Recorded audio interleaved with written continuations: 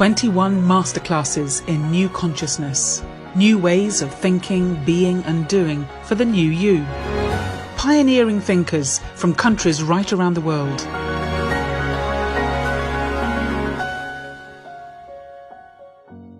Hello, I'm Shanti and a very warm welcome to today's masterclass, one of 21 masterclasses in new consciousness, new ways of thinking, being and doing in today's rapidly changing world.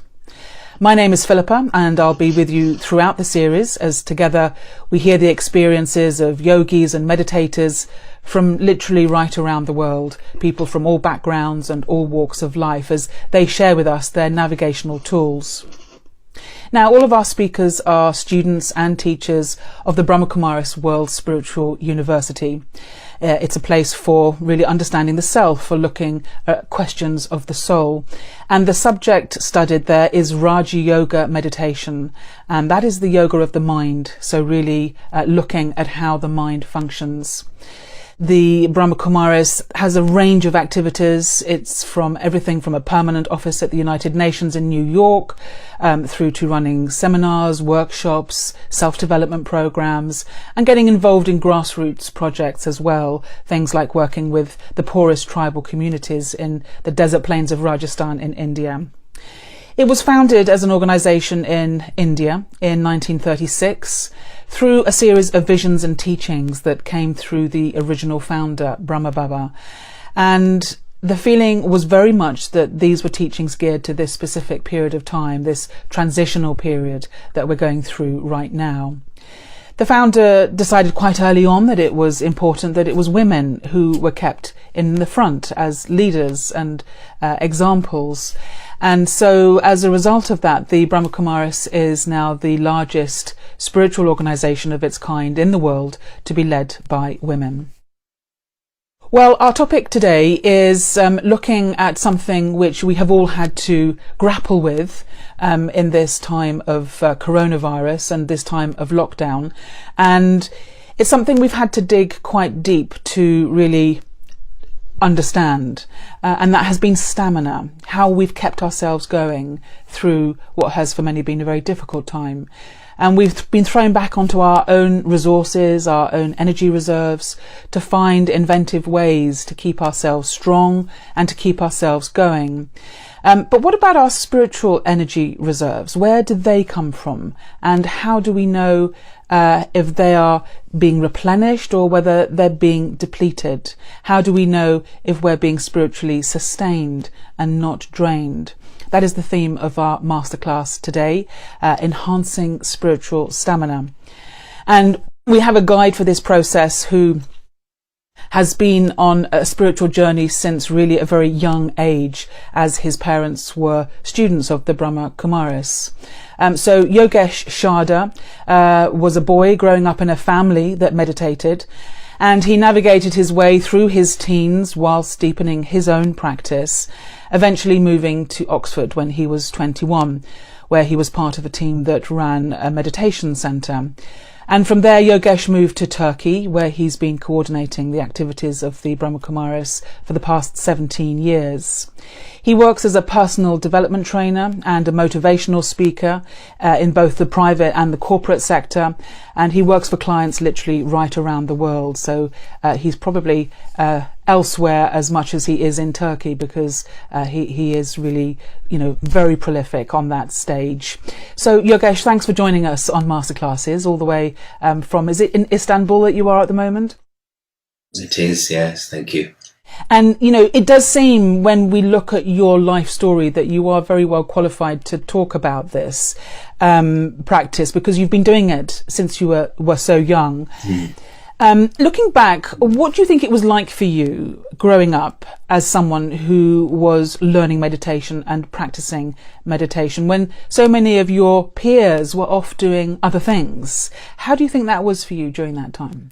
Yeah, I think since a very young age, I've always enjoyed being quiet. I was a quiet child and I didn't need much to entertain me. So being quiet and coming into meditation seemed quite natural to me. And I was always interested in thinking deeply and trying to understand why people behave the way they behave. So why people get angry, why people have fear, and so on. So as well as sort of going to school and, being with peers and taking part in school activities, there was this other channel which was also running for me in terms of, understanding the self, learning to keep the mind peaceful, learning to stay happy.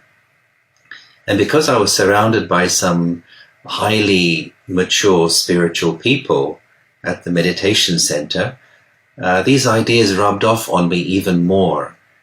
And it became quite clear to me that each person in a way has two lives.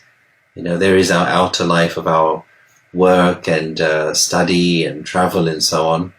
But then there's also the inner world of the thoughts and the emotions.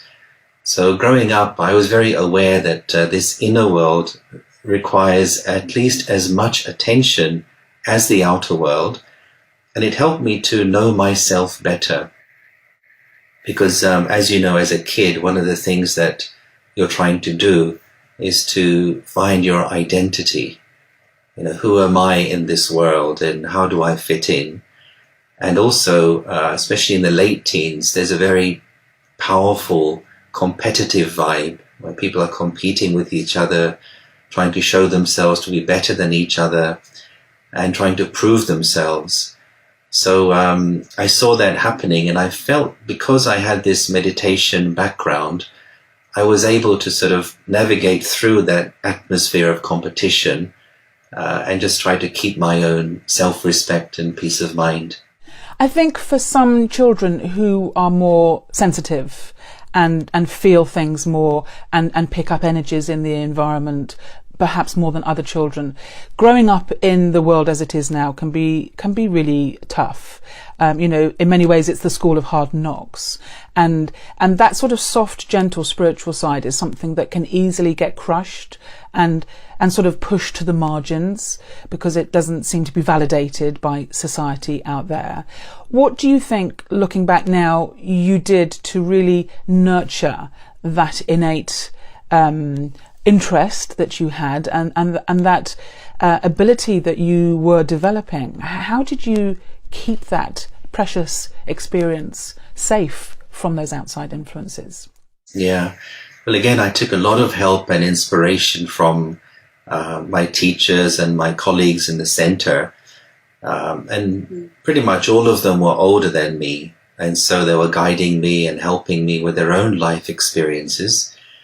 But there's one analogy I heard, which I liked very much. And somebody had said, make your personality like a diamond.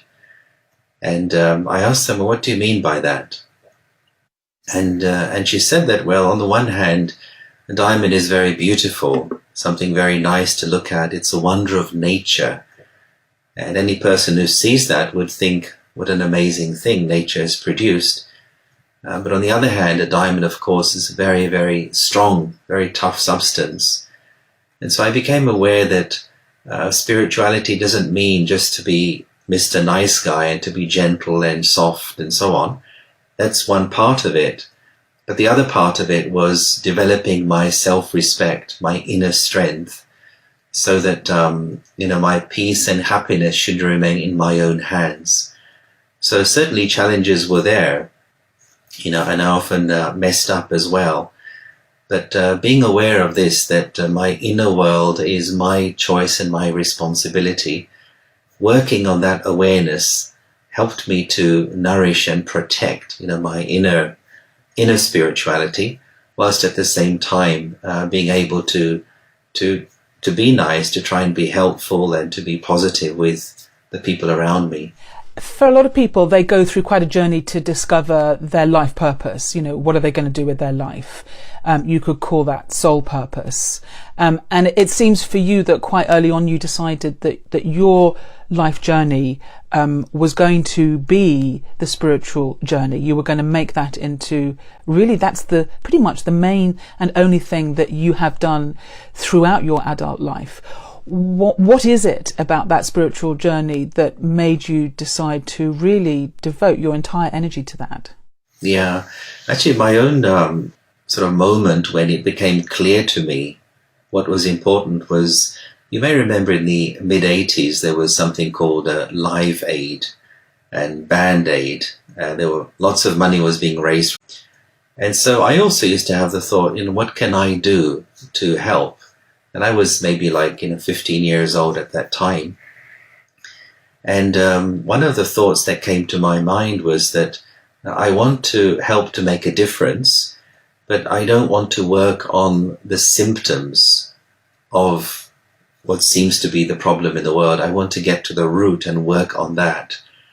And through my spiritual studies and what I was learning at the center, it became clear to me that the root cause of all the crises that we have are within consciousness, the human consciousness, when it's let's say disease with ego or selfishness or anger, the behavior which comes from that has created the global scenario where we have so many problems.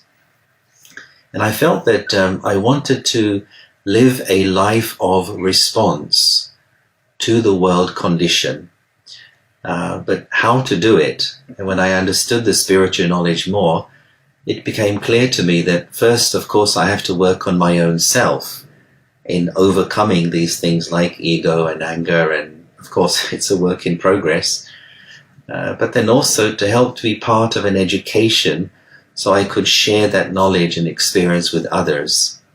And so fairly early on, these thoughts were shaping my sense of purpose in my life, that how could I be useful?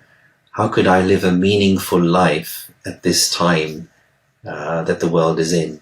So we're talking about spiritual stamina and sustaining ourselves spiritually. How do you define a spiritual life? What does that look like for you? And why is it something that needs sustaining? Well, the way I see it, it's like, we will have 3 levels on which we operate. So if you can imagine like 3 concentric circles, and the very middle circle is what we may call as being. And the circle around that is the realm of doing. And then the circle around that is the realm of having. And generally, I think most people, they spend their whole lives in the doing and the having realm. Their mind is occupied with what they have to do, their duties, their responsibilities, possessions, roles, relationships, etc. And I think for me, spirituality means living from that being part, being very aware of my spiritual identity. And as you know, we call that the soul identity. I am the soul, I am the spirit. So being in that awareness as you go through day-to-day life. Now, why it's a challenge and why it needs to be sustained is because the world that we're in largely is going in the opposite direction. And just by being in the world, by going to work and the traffic and the shopping malls, it pulls you out of that being part. And therefore it takes conscious effort and discipline to come back to that being part and live in that. And so for me, making meditation, for example, into a lifestyle is essential in order to keep reminding myself, live from the being part, the inside out living, rather than what we term as the outside in lifestyle.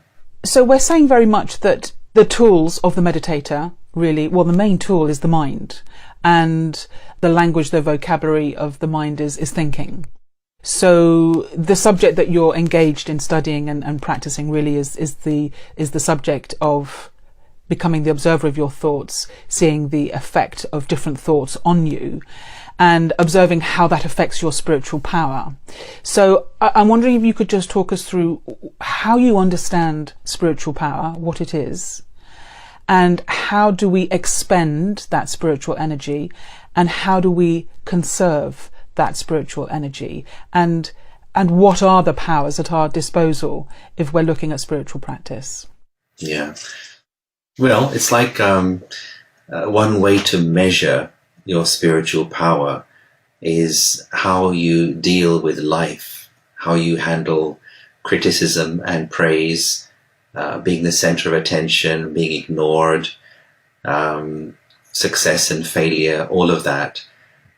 Because life and relationships is the mirror in which your character is visible to you. And so one of the things that we study in this practice is what we call as the powers of yoga, or the powers of a mind that really is becoming spiritually stable, strong and secure. So I could maybe just run through some of these different powers that we look at. And they're all very practical, to do with practical life. And so one of them is like this ability or the power to withdraw yourself, withdraw your mind. And it's rather like a tortoise which is able to withdraw its limbs into its shell as and when it needs to. And so the power to withdraw is like you withdraw your thoughts away from a situation. You withdraw your feelings and you become very silent inside, not being affected, not being provoked by what's happening around you. In other words, it's a bit like being able to just own your peace and own your happiness at any moment. And I think especially in big city life, when there is so much noise and so many people and so much traffic, it's really essential to be able to withdraw as and when you want and take care of your energy levels. And then following on from that is something we call as the power to pack up. And for me, what that also means is just being able to apply a full stop to your thoughts with regard to any particular situation. You can just adjust yourself to any situation without being impacted by it. It's like just the ability to, like a duck, like water off a duck's back. And so that's also a power, not to hold anything negative inside you, but just to keep flowing, just to keep moving along. And the next one that follows along is the ability to discern. And this is, of course, an essential human ability, especially in a world full of so much choice, for your intellect to be able to be still and not to be taken hostage by your emotions, and to have the clarity of thought that what is the right thing for me to do in a situation, even when others around me may be panicking or stressing, not to absorb the stress of others, but to keep a stable intellect, a clear head, and to be able to assess the situation clearly, and even to be free from the influence of my own prejudices. Because external influence is one thing, but internal influence is also something else. One's fears, one's prejudices, one's biases, to discern when that voice is coming to try and influence the way I see things.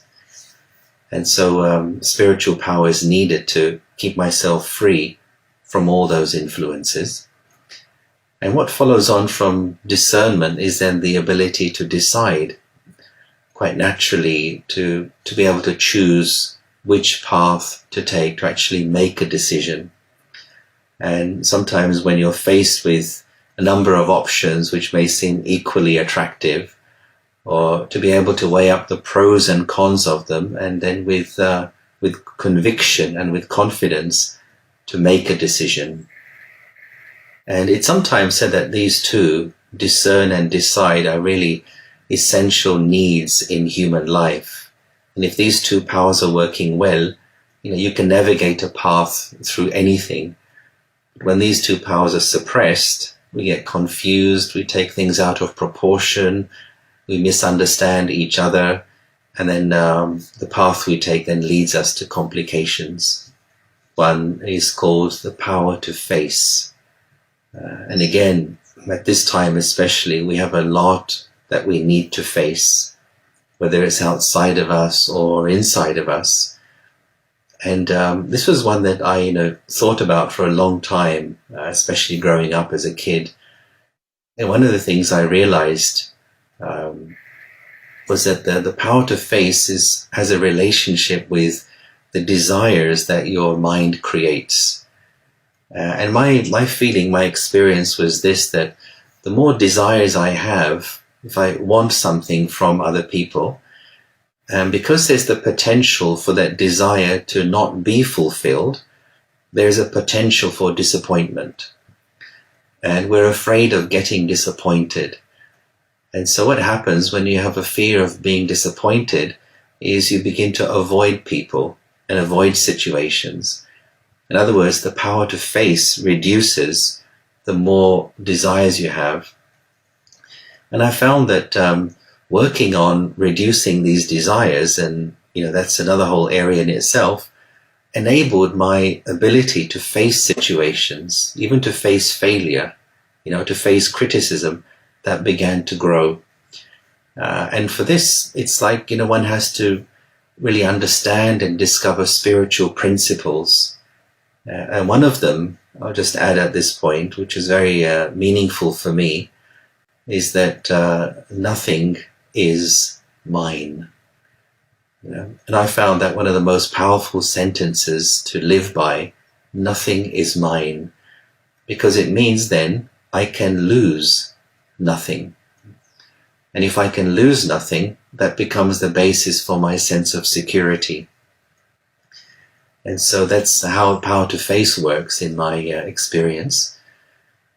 And then the last one, which is a combination in a way of all of these, is the power to cooperate. And what a beautiful word, to cooperate, to operate together. And of course, one reason why people come into so much conflict with each other, whether it's in a interpersonal setting or a global setting, is we just see the differences that there are between us. But for me, cooperation starts when I realize I'm standing on common ground with another person. And that becomes the bridge to cooperate and to communicate. And so if one has spiritual strength, spiritual power, spiritual stamina, and this is how it would reflect in our relationships, in how we deal with life around us, and also how I deal with my own self and my own state of mind. So that's a beautiful toolkit in a way of practical powers, soul powers that we can develop and work on. Power to withdraw, power to pack up, power to tolerate, to discern, power to judge, and a power to face as well. So we can really look into those and explore those, and they can save us a lot of going around the bushes and around the houses and wasting energy if we can really identify something early on and nip it in the bud, so to speak. But within all of that, there's another factor which I think can also be a huge drain on our energy, our spiritual energy, or even just in our lives generally, and that is spending a lot of thoughts worrying about what other people are thinking of me, and trying to please other people, trying to fulfill their expectations of me, and be a good whatever, father, teacher, mother, friend, or what have you. But in terms of spiritual stamina, you have got perhaps a split loyalty there to wanting to cooperate with others, but at the same time fulfilling what is right for you. How do you unhook yourself from worrying about what other people might think of how you're living your life and the decisions that you're making? Yeah, and of course, one should try and live to the highest values one can. And for that, there needs to be almost a constant checking to see, am I kind? Am I respectful? Am I honest? Do I behave with dignity? So that internal checking, I find, should go on.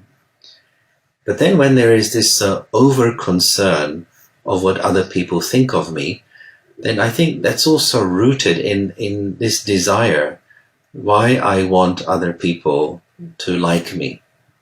And it may be because there's something lacking in my relationship with myself. What I find is that what generally happens in life is people don't develop a healthy or good self-relationship. They don't take time to do that. And then we use other people as a substitute for my relationship with my own self.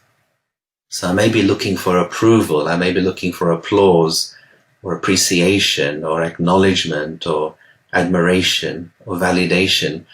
But why is the mind thirsty for that from others? It's because something maybe is missing in my relationship with myself. Have I accepted myself as I am? Do I really respect myself? And the further complication is, when your mind wants something from others, again, you may get it, you may not get it. And one of the phrases that came to me once, and it sounds a bit harsh, but I really think it's true. And it's this, that if you want something from someone, then prepare to suffer. Right? It sounds harsh, but if you're chasing after respect, attention, acknowledgement, the mind is going to race after shadows. You may get that, but then after a while, the desire just comes back again. And if you don't get it, then you feel disappointed, you feel hurt, you feel rejected. And of course, that's not a nice place to be in. So the more full I am on the inside in my self-relationship, the less will be my desire to get approval or acknowledgement from those around me. And I must say it's a journey. For me, it's a journey. It's an ongoing journey to really develop self-respect. I respect myself. I must understand myself, accept myself, and let me try and be as kind as I can to those who are around me. I mean, stamina in relationships is one of the things that many people, they run out of steam with their relationship and they look to change their relationship, or they look to change their job because they run out of steam with their job, or the neighborhood that they're living in, or, any of these things, external things, which they look to change. And I wonder, from what you're saying, that possibly those changes, external changes, are a distraction from looking at the changes in myself that I need to make. But there does seem to be a kind of an innate desire for newness, and that newness brings new energy, and that sort of refreshes us and keeps us going. Where does that desire for newness come from? And how do you translate that in terms of a spiritual journey and a spiritual desire for newness? What would you say about that? Yeah, I think certainly if one is authentically, when I talk about myself, if I'm really moving along and being honest with myself in my spiritual journey, I will continue to see things in a new way, which doesn't mean that things outside of me necessarily are changing, but my vision is beginning to evolve and change. So my relationship with the whole of life will begin to grow, evolve and mature if I'm doing that inner work. I think that's really where newness comes from. But if that's a little bit lacking, and sometimes that happens, then you may need newness on the outside. But then the danger is that, we can become addicted to having newness or change a lot on the outside, and not realizing that it should not be a substitute for the newness on the inside. And today, for example, in our world where we have so much choice and so much variety, it's easy to get bored with what you're doing because there's always something else. There's another channel, there's another place you can go to, you can travel, before the lockdown, of course. So we could have so much change and newness externally, which is good in a way, but it shouldn't take me away from the newness of my own inner spirit. And if I'm making that inner journey all the time, then I will appreciate the newness which comes externally, but I won't be dependent on it. There must be an extent to which, when we are experiencing ourselves as we truly are, and within the philosophy of Raja Yoga, that is seeing ourselves as a point of light, in other words, as a soul, that is non-physical energy, that we somehow can conserve the energy that it takes when we are identifying with ourselves as a body, that takes energy from us, and that when we learn to practice this soul awareness or soul consciousness, that is a way of really tapping into my own innate energy. How does that awareness change things for you? Yeah, absolutely. I think you've said it very beautifully. Being in that soul conscious awareness, for me, firstly, just brings me in a state of self-respect. Just being aware of myself as that inner being of light, and just walking around through the day, at work, in the streets, just with this image of being the soul energy. And what I find is that when I'm in that soul conscious state, then when I see another human being, it helps me to see that person first as another soul, another spiritual being. And through that, it helps me to generate a good, positive feeling and a respect for the other. Because generally people see the masks that others are wearing, whether it's the mask of nationality, race, gender, and so on. But this soul-to-soul vision that whoever that other person is, but first this is also another being of energy, a being of light. It's another soul. And so it helps me to develop good relationships with everyone, because there's this sort of underlying awareness that no matter what the differences are, underneath we're all connected as spiritual beings. So it's like this, the awareness affects my attitude towards other people, then my attitude affects how I see others, and the emotions and the behavior accordingly. So the awareness is really the root of how you live your life. And if I'm really soul conscious, then my relationship with myself, with other people and situations just goes on to this other level where I'm able to offer the best of myself to that. And of course, we've all had the experience of feeling tired, and maybe it's time to sit and meditate and you think, gosh, I really haven't got the energy today, but you do it anyway. And then after half an hour, you feel yourself completely refreshed and reborn almost. So I wonder what it is in that experience of meditation that is refreshing and renewing us. Yeah. Well, it's like, you disengage from the noise of your five senses. Apart from the noise physically around you, but when you meditate, it's like the soul is just disengaging from what you see, smell, hear, touch, etc. And because of that disengagement, you're able to experience that sense of inner peace. And normally during the day, we're so busy, engaged with life, that our soul energy is being drained. And again, in big city life, it's so important to just stop, disengage, return back to that silent space inside. And it's a refresher. It really does refresh your mind when you can do that. So in many ways, we're talking about the soul awareness, the soul consciousness as being a form of energy that we can tap into. And once we can learn to operate from that place of being light energy, of being non-physical, of being an eternal spiritual being, that somehow releases energy for us. But what is the experience then in meditation of connecting to this divine presence, to this supreme energy, and how can we use that connection to really recharge our batteries and keep ourselves feeling that we have strength and renewed energy? How does that work?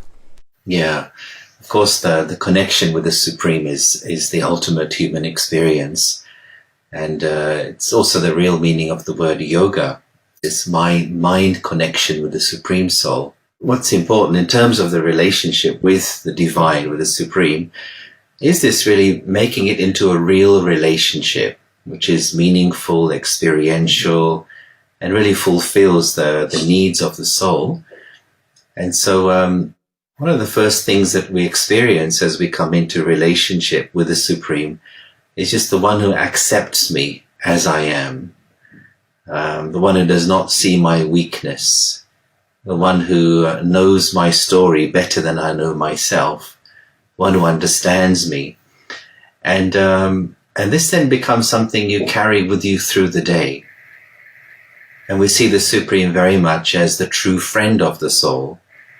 A friend is somebody who you trust, somebody who's very loyal to you, So it's two things. One is in meditation, when you sit and you experience that personal connection with the Supreme Soul. But then additionally, it's through the whole day. As you're walking, as you're working, you're interacting with people, you feel this presence of this Supreme Being as a friend, as a guide, or sometimes as a mother, as a father, always in the company of the Supreme. And that's really where the most power comes from. And hence sometimes it's said that this yoga connection is the highest action a human being can do. The soul to Supreme Soul connection. And when one begins to experience the love of the Supreme, that's really the game changer. Because the love of the Supreme, God's love, is such a thing, it fills your heart very quickly. And when your heart is full, then naturally the mind becomes quiet. And when the mind is quiet, then your intellect and thinking becomes very clear. And so the relationship with the Supreme is really very central to this life of the Raja Yogi. And it makes you less needy in your relationships with other people, and you have more to share. Encouragement, patience, forgiveness, understanding. So it makes you very useful to the people around you, because you always have something to offer and to share. And this becomes, in a way, your battery charger once you get it right. Yeah, exactly. I mean, it takes, time to build. Like any relationship takes time to build and to mature. But that's the thing which keeps you going through anything, is your personal relationship with yourself and your personal relationship with the Supreme Soul. And I guess at the end of the day, the experience that any human soul is truly wanting is love. Love is what nurtures us, what feeds us. And if we have love combined with peace and happiness, then these are the qualities that will sustain and support us no matter what is going on around us. And that is the secret of spiritual stamina. Yeah, that's very true. And, you mentioned love. I mean, it's the big word. But also, real unselfish love. We may call that a spiritual love or pure love. And one learns also the law of pure love enables us to emerge the highest spiritual, unselfish love in our relationships with others. And one of the things you learn is the law of pure love, which is you can care, you can share, inspire, encourage, support, help, cooperate, but you cannot possess. Because when you try to possess someone or someone's behavior, then you're breaking the law of pure love. And when you break a law, there's always a penalty. And that penalty is then you lose your happiness or you lose your peace.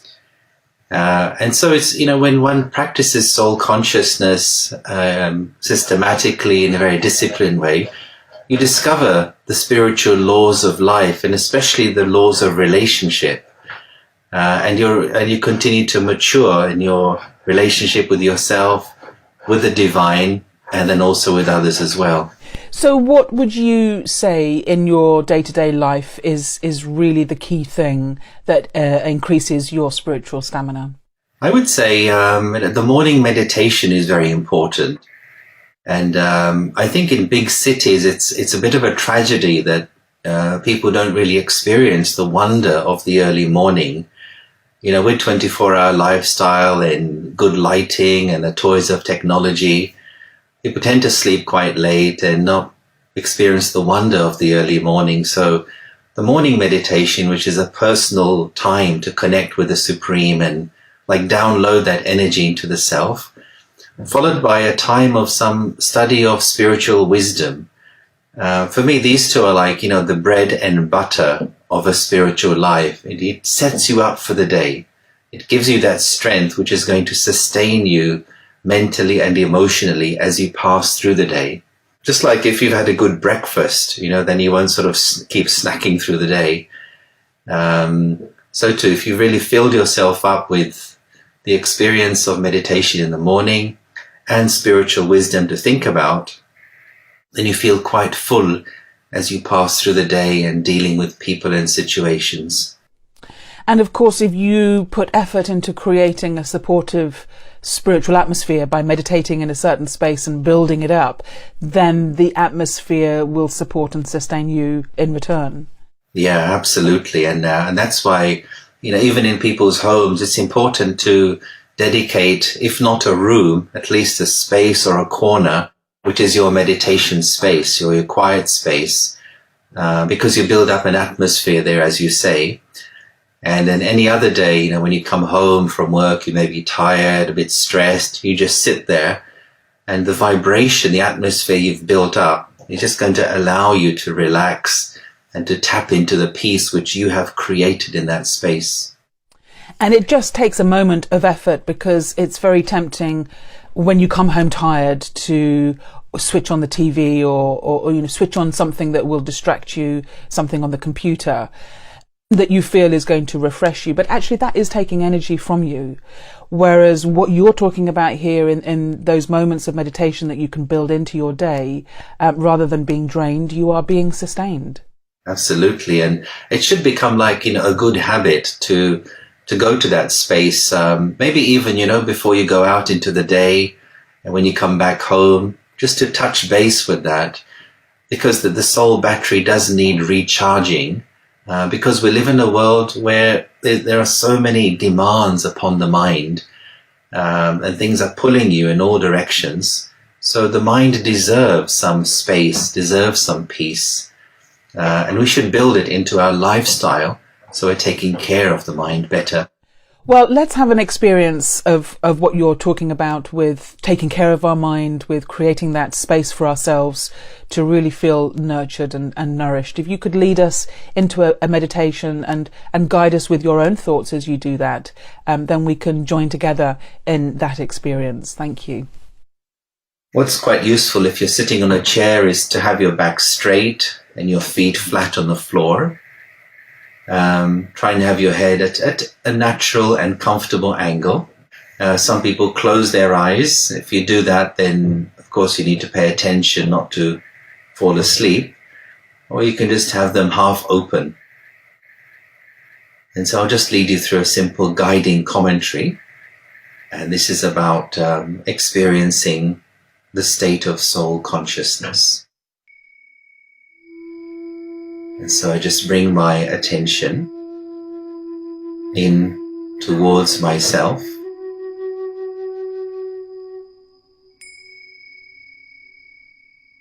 And I just ask myself the question, who am I? I know that in daily life I play many roles.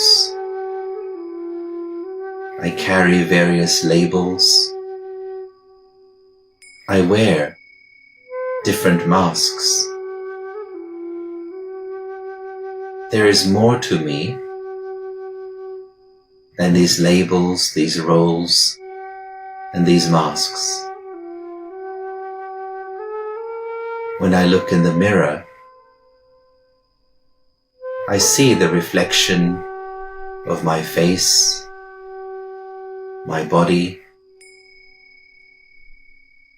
but there is more to me than simply this. So I bring my attention up towards my face and up to the center of my forehead. And here I picture a star of peaceful light.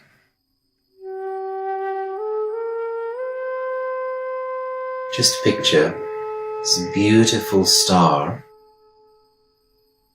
peaceful energy in the center of the forehead.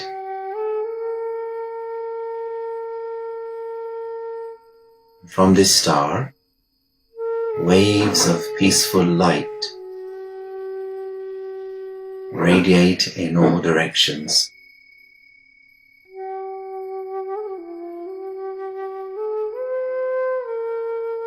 The star of peace in the center of the forehead. This is me. This is I, the eternal soul.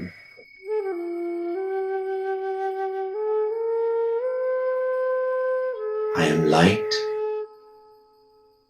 I am peace. I am eternal.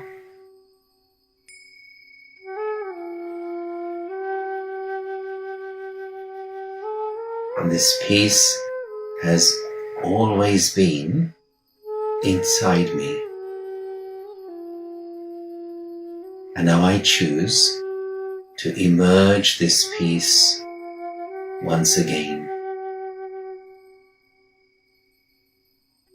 All I have to do is just to be aware. I am peace. I am light. I am eternal. I am free.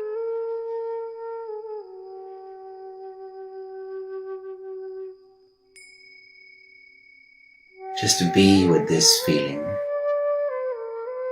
for a few moments.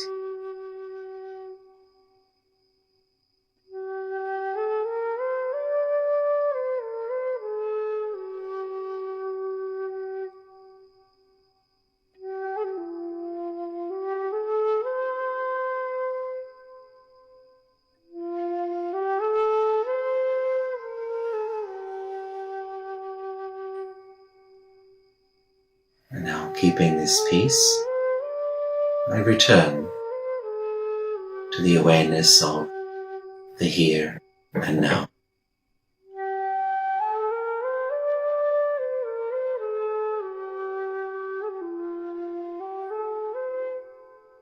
Thank you so much, Yogesh.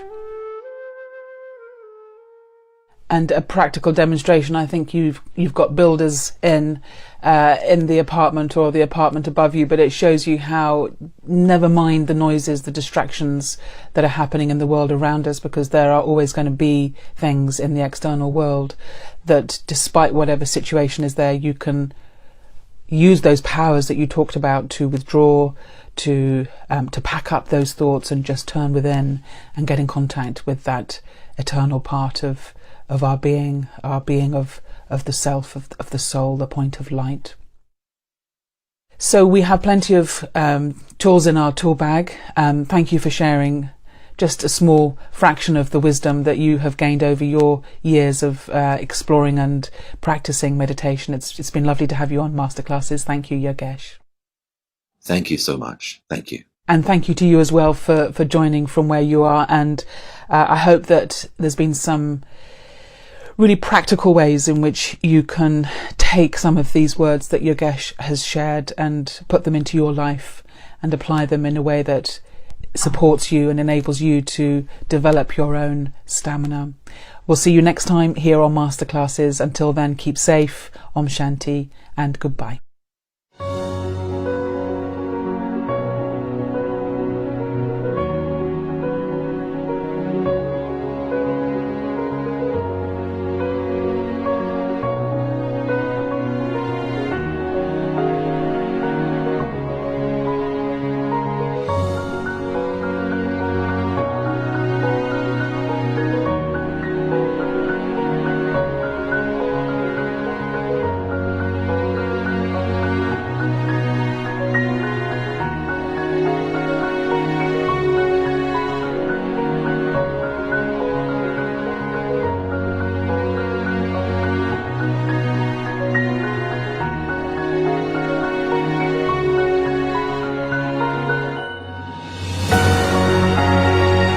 "21 Masterclasses in New Consciousness, New Ways of Thinking, Being and Doing for the New You." Pioneering thinkers from countries right around the world.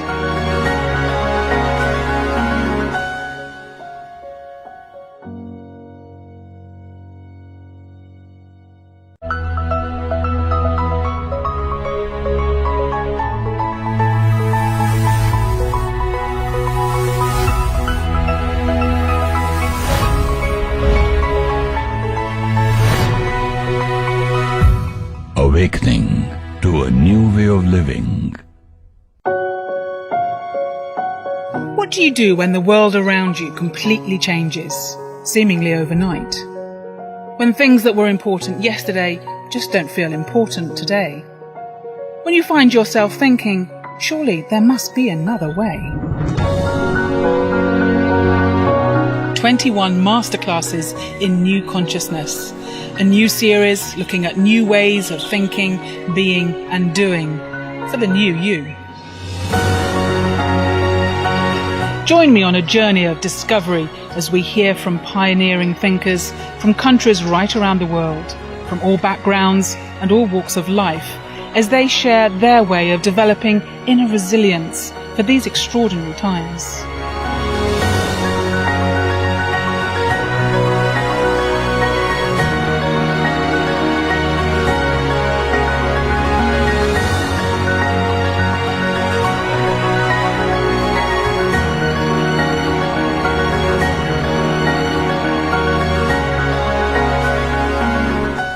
Join the conversation on the topics affecting all our lives, beginning on Sunday, June the 7th through to June the 27th, every evening from 4 to 5 p.m. and again from 10 to 11 p.m. on Awakening Channel, on Tata Sky 1084 and Jio TV 1060.